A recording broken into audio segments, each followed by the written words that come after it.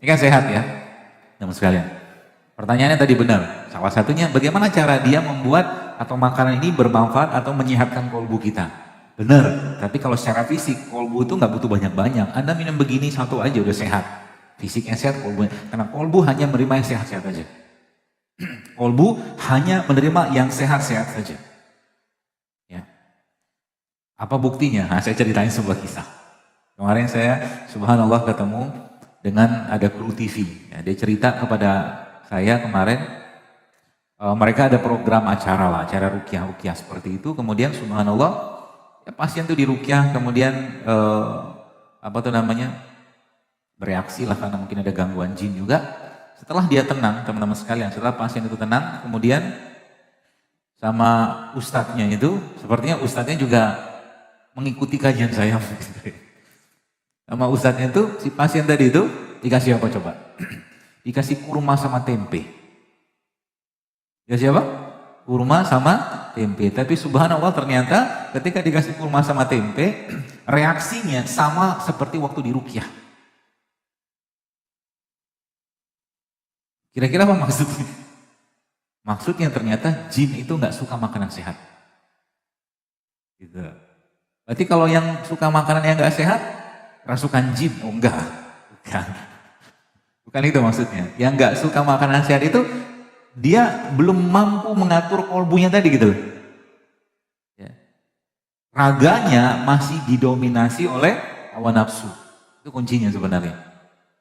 Ya, makanya jin-jin itu nggak suka rimpang. Ini nggak suka. Ada 2 rimpang. Antum tanyalah ke yang saya bukan berukyah, tapi kebetulan lingkungan saya dekat sama teman-teman berukyah itu biasanya mbak ada rukyah itu salah satu resep yang mereka kasih untuk membersihkan badannya itu susu kambing sama madu. Ya, perbandingannya 1 liter madu sama 3 liter susu kambing. Itu perbandingan yang beberapa syekh-syekh itu menyebutkan itu perbandingan paling baik untuk membersihkan tubuhnya. Nah, jadi jangan gak usah takut juga minum itu nanti keluar jinnya gitu kan. Enggak lah.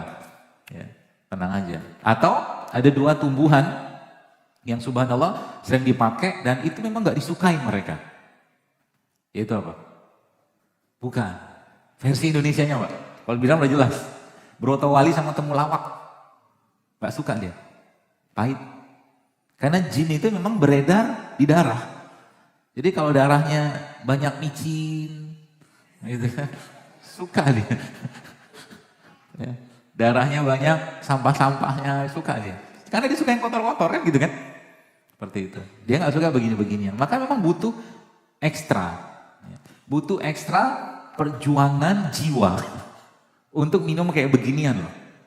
Coba deh saya tanya, ini kan jahe nih, atau mungkin yang agak sedikit, itulah misalkan anak-anak muda zaman sekarang ini kan kunyit nih.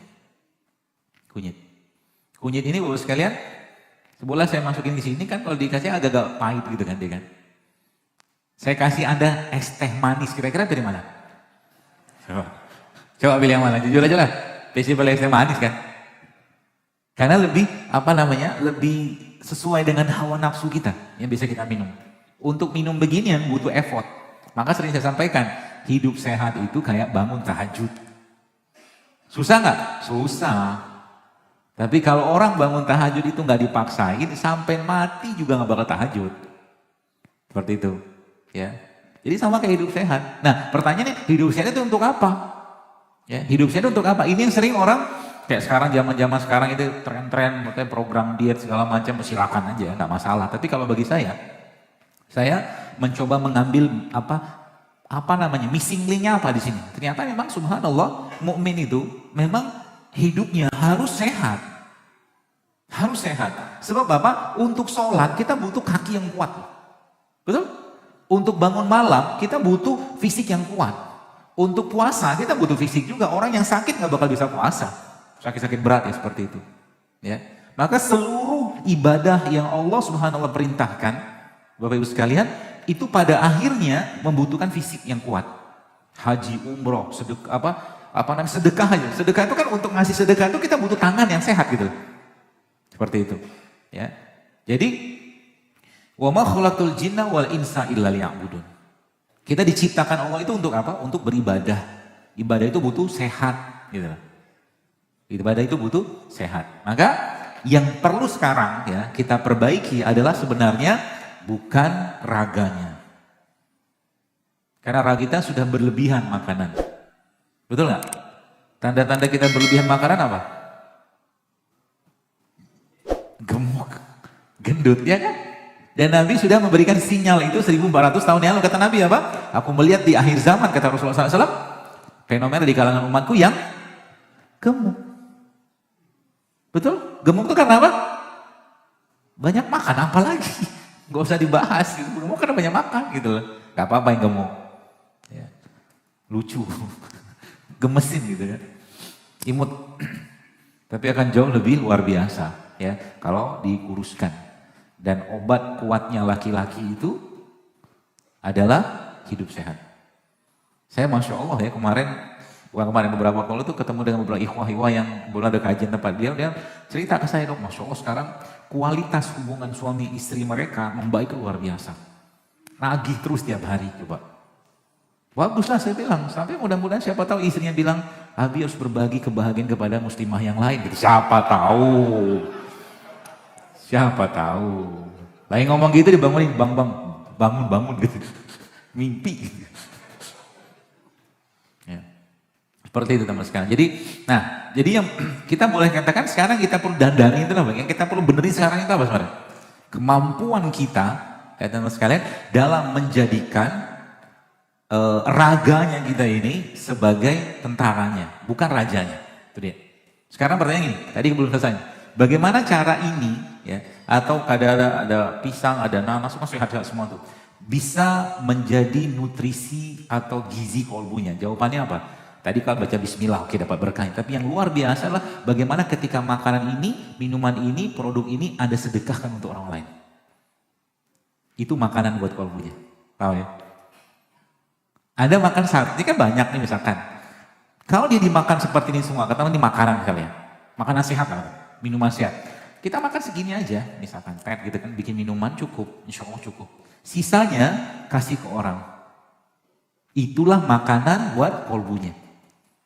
Paham ya? Jadi kalau sekarang mau kolbunya sehat, bagaimana caranya? Berbuatlah kebaikan sebanyak mungkin. Bahkan dari makan juga bisa. Karena emang kolbu itu nggak perlu banyak makan dan iman kita itu akan lemah kalau terlalu banyak makan.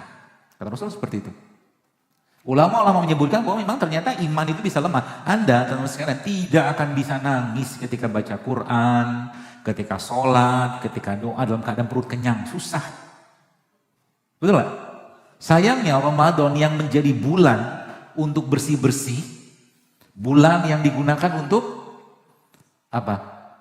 Untuk mengurangi makan, tidak jauh beda yang dimakan itu dengan 11 bulan yang lain. Bukannya pakai apa? Hah? Sama aja kan? Kolak. Boleh aja. Ya itulah Anda sudah paham lah gitu kan. Maka sebenarnya kalau kita mau jadikan kayak gini kan, masuk bentar lagi kita insya Allah semoga sampai kepada Ramadan. Itu harusnya menjadi bulan yang membuat kita tuh bahagianya luar biasa. Kenapa? Udah gak ribet lagi urusan makan. Ribetnya atau mungkin sibuknya dengan apa? Dengan ibadah. Gitu. Harusnya seperti itu.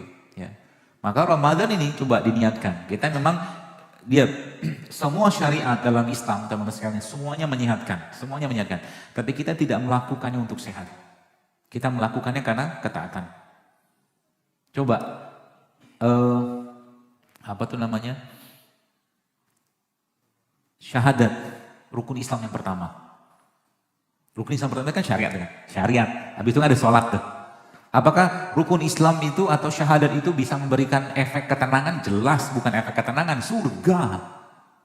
Kata Nabi SAW apa? Man syahida annahu la ilaha illallah Muhammad Rasulullah dakhulal jannah. Kata Nabi, barang siapa yang pernah mengucapkan la ilaha illallah, syahadat, masuk surga dia.